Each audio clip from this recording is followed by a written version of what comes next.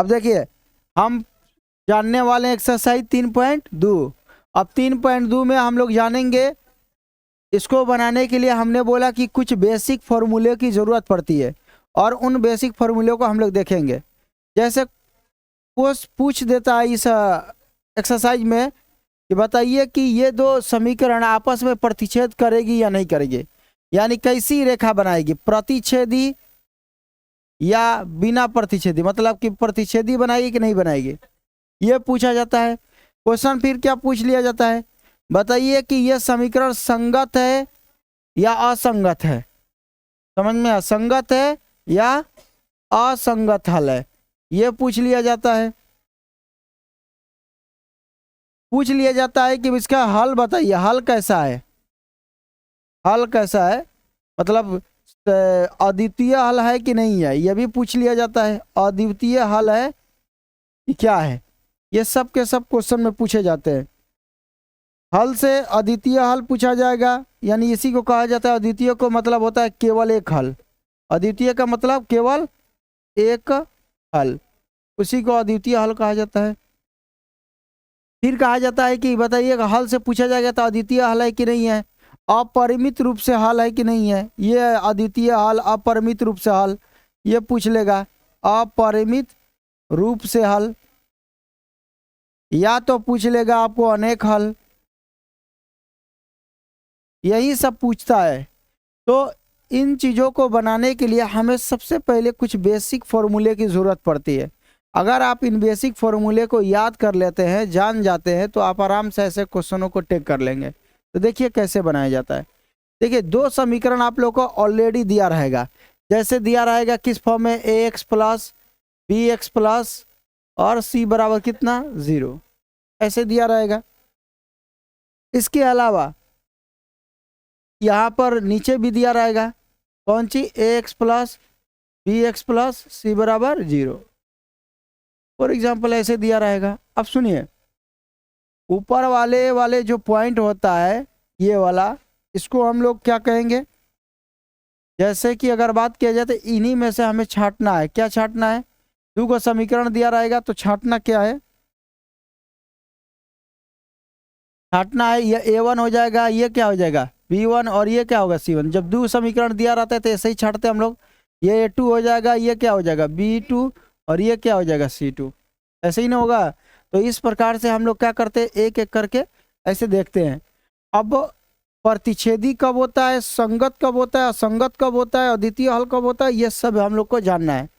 ठीक है, तो सबसे पहले अगर जान लीजिए, पूछा है प्रतिच्छेदी, तो प्रतिच्छेदी तब होगा जब हम a1 बटा में a2 रखेंगे और बराबर b1 बटा में b2, मतलब ये दो, जैसे a1 का मान कुछ होगा रखेंगे, a2 का मान होगा कुछ रखेंगे, b1 का मान कुछ होगा उसको रखेंगे, b2 का मान कुछ रखेंगे।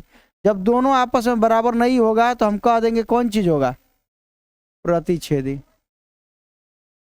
समझ में आ रहा है, नहीं समझ में आ रहा है, इसलिए समझ में नहीं आ रहा है कि क्योंकि यह डायरेक्ट फॉर्मूला है। हम आके डायरेक्ट आपको क्वेश्चन पे लेके चलते हैं और क्वेश्चन का मतलब समझाते हैं और उसी पर हम ये सारे फॉर्मूला उसी के साथ साथ बता देंगे। एक के साथ बताने का कोई लाभ वो है नहीं। एक्सरसाइज 3.2 निकालिए। पहले हम लोग आ जाते हैं एक्सरसाइज 3.2। चलिए एक्सरसाइज आप डालिए वहाँ पर, वहीं पर हम समझाएंगे सारा पॉइंट, अलग से समझाने का कोई उद्देश्य नहीं बच रहा है। देखिए सबसे पहले इन समस्याओं में रैखिक समीकरणों के युग्म बनाइए। सबसे पहले ये बोल दिया है कि नीचे दूगो शब्द दिया गया है, दूगो स्टेटमेंट दिया गया है और आपको क्या बनाना है, रैखिक समीकरण युग्म बनाना है।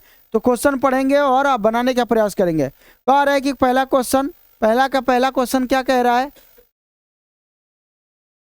देखिए क्या कह रहा है। कह रहा है कक्षा 10 के 10 विद्यार्थियों ने गणित की पहेली प्रतियोगिता में भाग लिया। पहेली का मतलब होता है कि क्यूज वाला, उसमें उन्होंने भाग लिया। कौन, तो 10 क्लास के कितने विद्यार्थी थे, 10 गो थे। यदि लड़कियों की संख्या लड़कों की संख्या से 4 अधिक हो, अब इसमें दो चीज दिखाई दे रहा है, क्या दिखाई दे रहा है, लड़की है और लड़का है यानी स्टूडेंट में। तो मान लेंगे, माना लड़कियों की संख्या माना, अरे माना लड़कों की संख्या बराबर कितना, x, और लड़कियों की संख्या बराबर होता है y। अच्छा, दोनों की संख्या कितना बोला है, अगर दोनों को मिला दिया जाए तो कितना बोला है, कितना संख्या है, 10 को भाग लिए थे ना, क्वेश्चन में बोला हुआ है कितना भाग लिए हैं, 10 को, तो दोनों लड़का लड़की के मिलाएंगे 10 को ना हो जाएगा, तो ये बन गया आपका समीकरण कितना, 1। काम खत्म। भाई कुल जनसंख्या बोला है तो लड़का और लड़की को मिला देंगे तो x प्लस वाई बराबर 10। फिर क्या बोला है, लड़कियों की संख्या, यदि लड़कियों की संख्या लड़कों की संख्या से 4 अधिक है, भाई जितना लड़कियों की संख्या है ना उससे लड़कियों की संख्या कितना अधिक है, 4 है? नहीं नहीं, कह रहा है कि लड़कों की संख्या जितना भी है लड़कियों की संख्या से कितना अधिक, मतलब ये कह रहे हैं कि लड़का की संख्या मान लेते हैं कि x है और लड़कियों की संख्या जो भी होगा वो कितना बेसी है, 4 बेसी है, तो इसका मतलब लड़कों में 4 जोड़ेंगे तब ना बराबर होगा, लड़कियों की संख्या ऑलरेडी 4 को बेसी है, तो बराबर करने के लिए x प्लस 4 न करेंगे, लड़कों की संख्या में न जोड़ेंगे 4, तभी तो आपस में बराबर होगा। हम कहेंगे कि रुबम के पास 10 रुपया हमारा से अधिक है, समझ में है, तो 10 रुपया हमारे को दोगे तब ना इसके बराबर होंगे, तो हमको मिलना चाहिए, ये नहीं कि जो बेसी है उसको मिलना चाहिए, और ही बेसी हो जाएगा वो। तो लड़कियों की संख्या ना 4 अधिक है, तो मतलब उसके पास 4 ऑलरेडी है उसके पास संख्या, अब लड़कों में संख्या 4 जोड़ेंगे, समझ में है, लड़कियों में कहेगा तो किस में जोड़ा जाएगा, लड़कों में। तो बताइए ये समीकरण कितना हो गया। अब इसको इस तरफ करना चाहे तो कर सकते हैं, x माइनस वाई, और 4 उधर जाएगा तो -4, तो समीकरण कितना होगा 2। ये हो गया आप लोग का आंसर, समीकरण युग में बन गया, रैखिक समीकरण। चलिए उतार लीजिए इसको।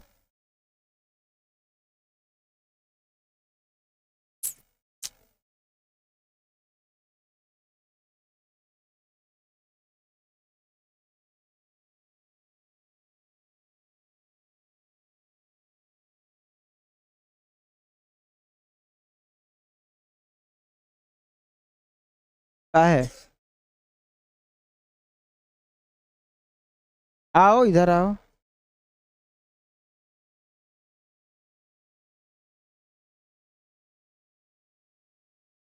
लाख की चूड़िया किस पाठ्य पुस्तक से ली गई है, किन एकरम लिख दिले, अपना से लिख दो जा बना के तीन। हाँ ठीक है भैया, लिखेगा बाटे। चलिए हो गया। तो ये था आप लोगों का रैखिक युग्म, ये क्वेश्चन नंबर 1 था। एक क्वेश्चन लिखिए इसी के आधार पर, लिखिए कक्षा 12 के 20 विद्यार्थियों ने, कक्षा 12 के 20 विद्यार्थियों ने एक प्रतियोगिता में भाग लिया, एक प्रतियोगिता में भाग लिया, यदि उसमें लड़कियों की, यदि उसमें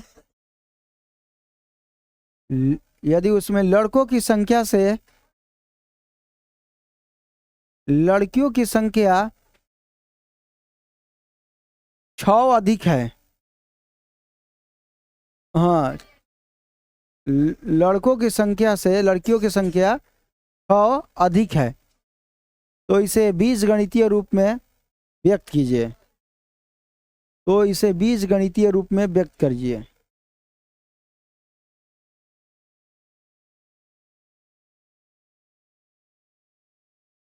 बीजगणितीय रूप में व्यक्त कीजिए। चलिए बना के दिखाइए इसको फटाक से।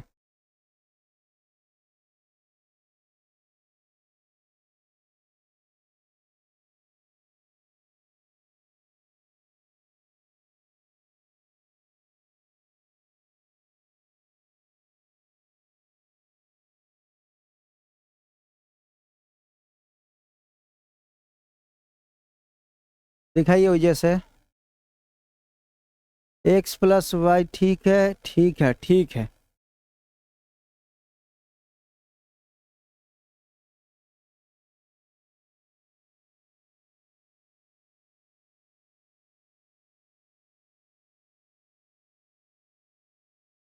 हम्म।